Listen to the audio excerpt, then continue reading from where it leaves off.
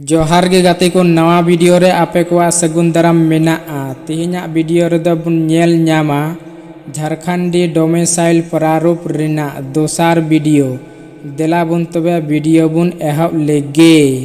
Domicile नीति के निर्धारण के समय झारखंड की तुलना बाकी प्रदेशों से करना अनुचित होगा, चूँकि झारखंड में बहरी आबादी का अत्यधिक अतिक्रमण हुआ है, जो छत्तीसगढ़ और उत्तराखंड जैसे प्रदेशों में नहीं हुआ है।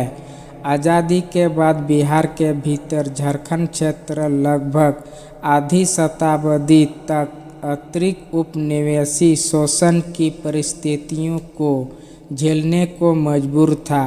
आदिवासी आबादी यहाँ आज़ादी के समय 50% से ज़्यादा थी, जो अब तक घटकर लगभग आधी होकर 25% हो गई। क्यों?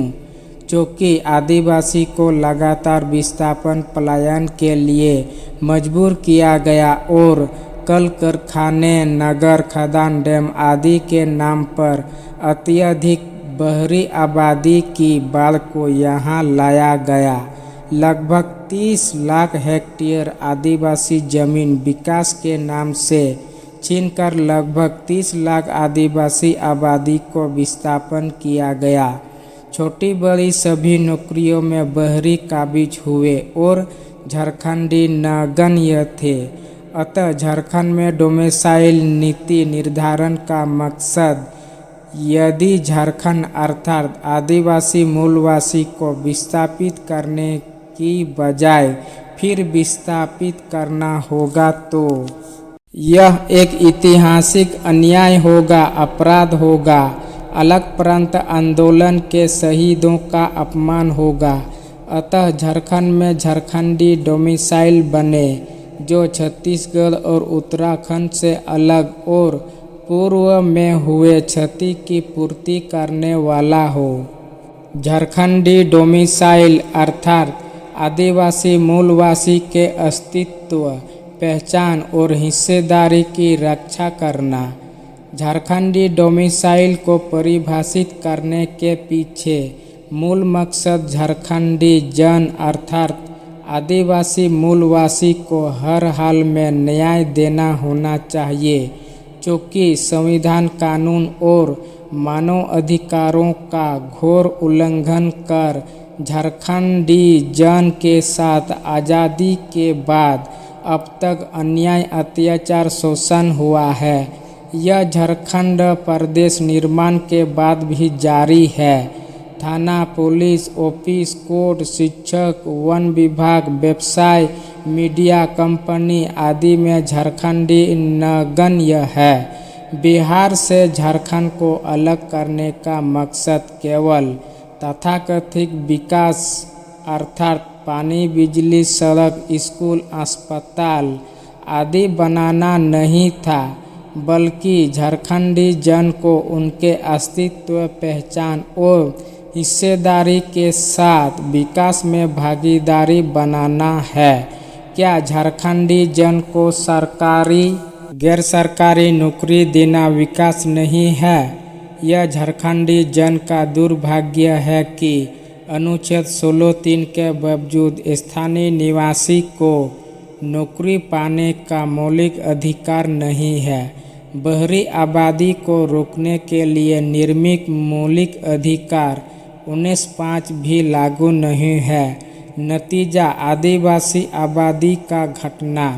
क्या इसके लिए आदिवासी दोषी है? नहीं। तब आदिवासी विधायक संसद सीट घटाकर उन्हें दंडित करने की मंशा कहाँ तक जायज़ है?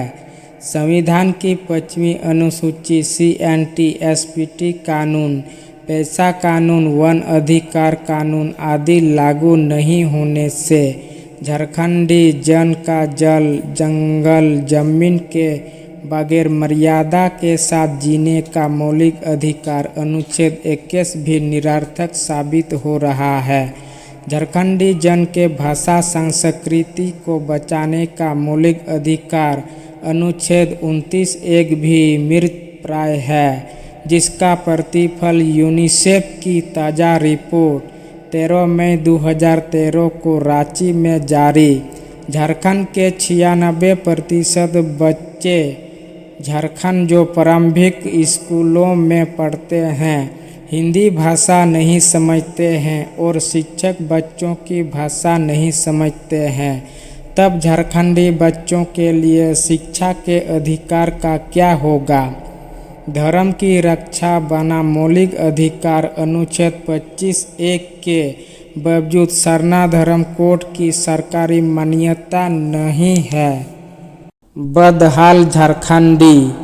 झारखंड के आदिवासी आज भी पत्ता, दातून, लकड़ी, हड़ियाँ बेचकर, पत्थर फोड़कर, माटी काटकर, रिक्शा चलाकर, रेजा कुली बनकर जीने को विवश है।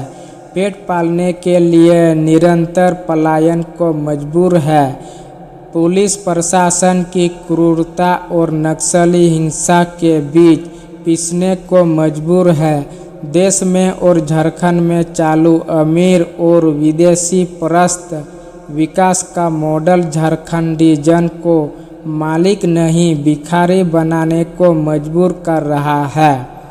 झारखंड क्यों बना और किसके लिए बना, जिसे सवाल गौन कर दिए गए हैं। विकास का मतलब झारखंड के लिए विनाश बन चुका है। विकास का मतलब जबरन भू अधिक्रमण, विस्थापन, पलायन और बहरी आबादी की बाढ़ लाना तथा संविधान कानून मानव अधिकार का उल्लंघन करना।